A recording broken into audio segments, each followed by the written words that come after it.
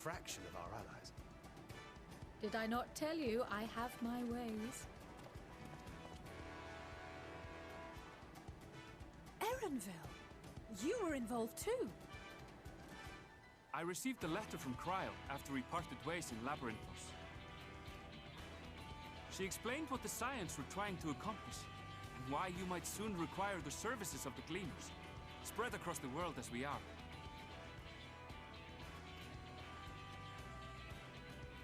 I pray you do not interpret this as a betrayal of Charlotte. I accept that the Forum's aim in pushing us to our limits was to preserve what knowledge we have, and I bear you no ill will for it.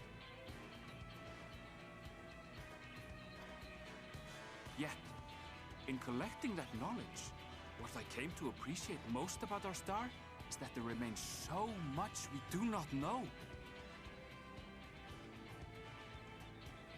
That is why I chose to help the Scions, to combat the obliteration of those countless, undiscovered wonders.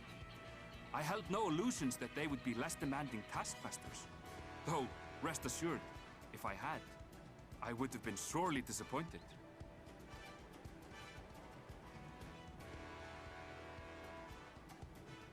To make a long story short, the whole of the guildship cooperated to ensure your call was heard far and wide.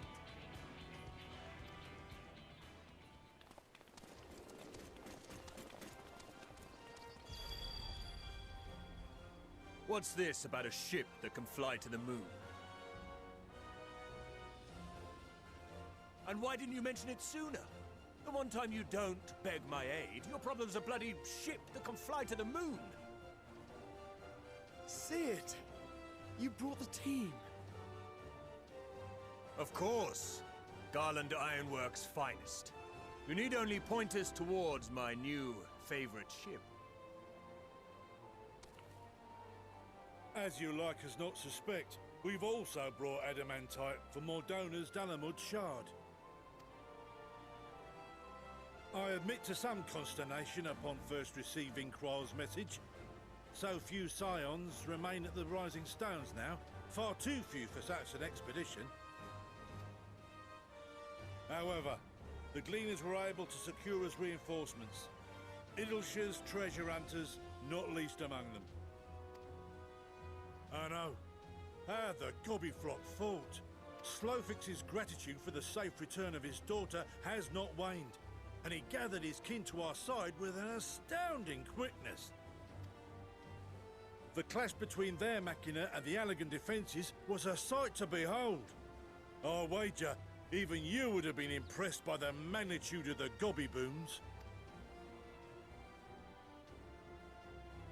Fascinating as all this is, I fail to see how it explains your presence here. Does Razat Han not have more pressing concerns?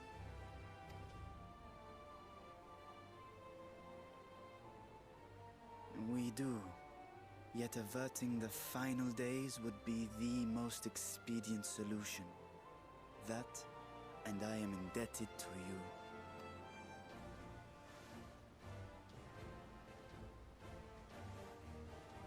Though they chose to take their leave of Thavnair, those you saved in Galimund remain my people. My gratitude is beyond words. 'Tis appropriate that I aid you in kind. If in the doing we bring salvation to others of this star, so much the better. You will recall that I spoke of my father, Midgard Summer, and his journey across the great expanse. As he traveled betwixt the stars, his resplendent scales drank of the ether in those nigh empty surrounds, and imparted to him the strength to persevere. Thinking they might further your cause, I called out to my kin for consent. Ajdaya's answer was silence, as ever. Tiamat and Chris-Velgre, however, responded favorably to the suggestion. My sire, too, stirred from his slumber long enough to speak and say, "Very well." Thus have I brought you his own worm scales.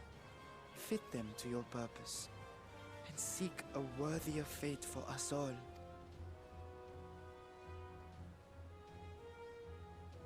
You'd be hard-pressed to find someone else so familiar with the unique properties of dragon scales. So I invited myself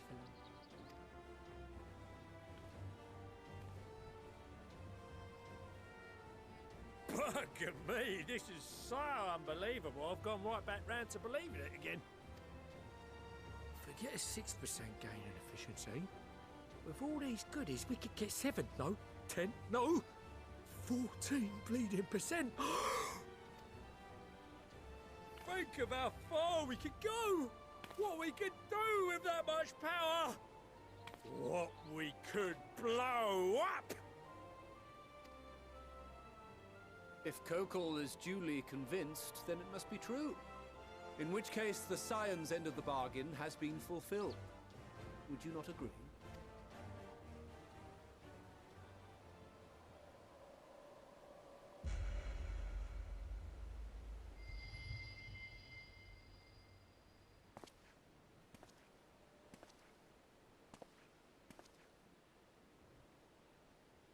Yes, Father?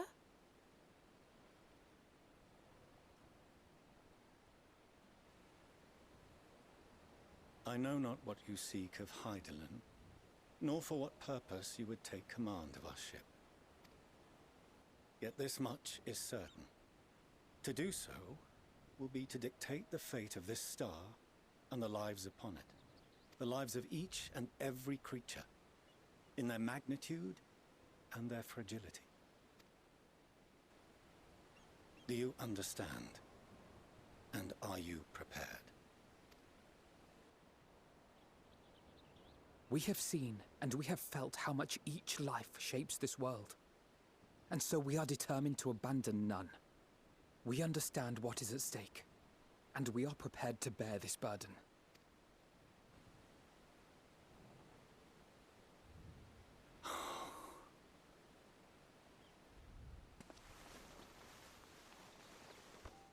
Then I will bear it with you. I beg you, share your struggles with me. As family.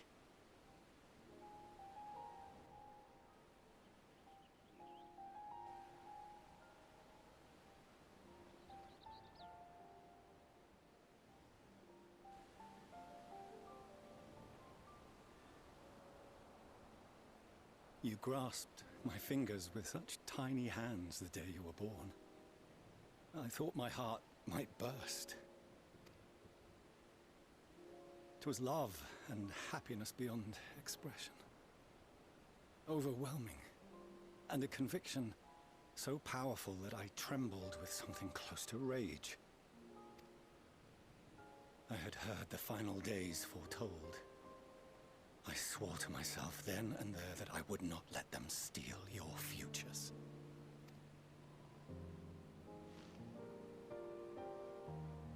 The great Exodus would succeed, must succeed.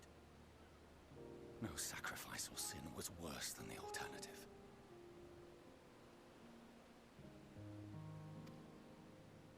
If anything gave me pause, 'twas mine own father. The Archon Louisoix openly decried Charlian's policies, a perspective which I regarded with increasing disdain as I grew older. Yet even as part of me thought him a fool, perhaps I also hoped that he, of all people, would devise a brilliant means to save my children. A naive hope, but stubborn enough that I could never bring myself to keep you apart.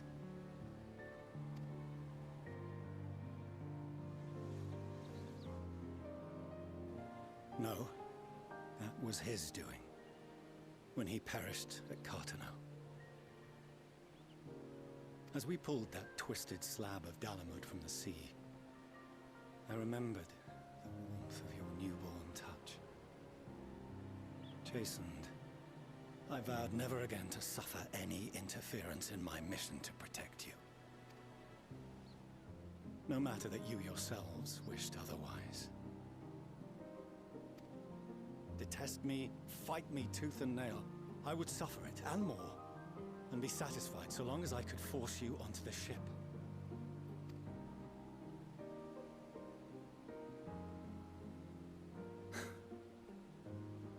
I was wrong.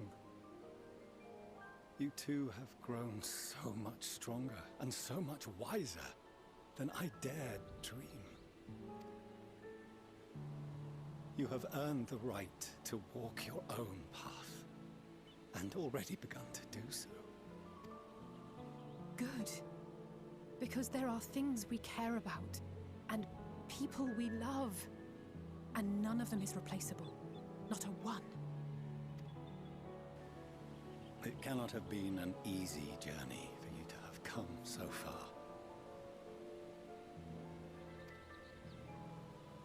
We shall be glad to acquaint you with the finer details someday, once this danger has passed. All that we have seen and heard, that we have felt and learned in our travels. Ours is not a kind world, but it is beautiful. Always.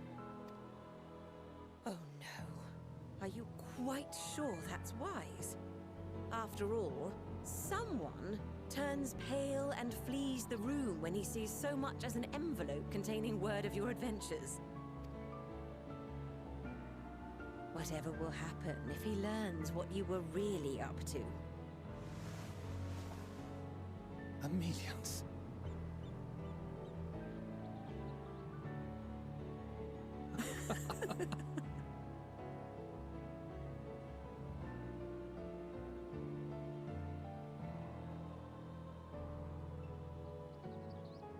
Though I have wronged my children most gravely, I owe you an apology as well. I assumed that it was the Scion's influence that made them so keen to charge headlong into danger. Yours, in particular. I see now that said influence instead brought them together with the many fine people gathered here today. In which case, I hope you continue to guide them.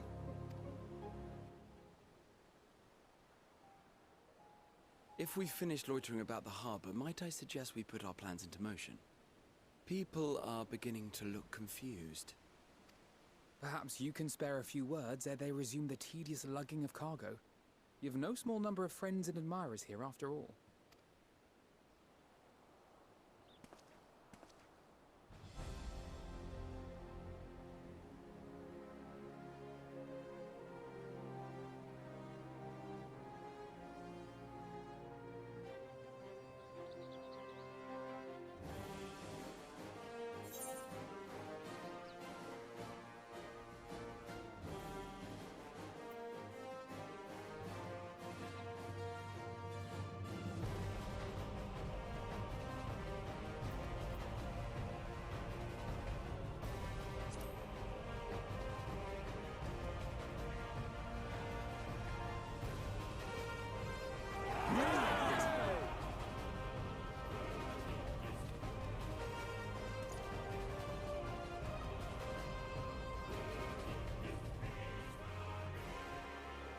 Your assistance is appreciated. Now, in an orderly fashion, if you please.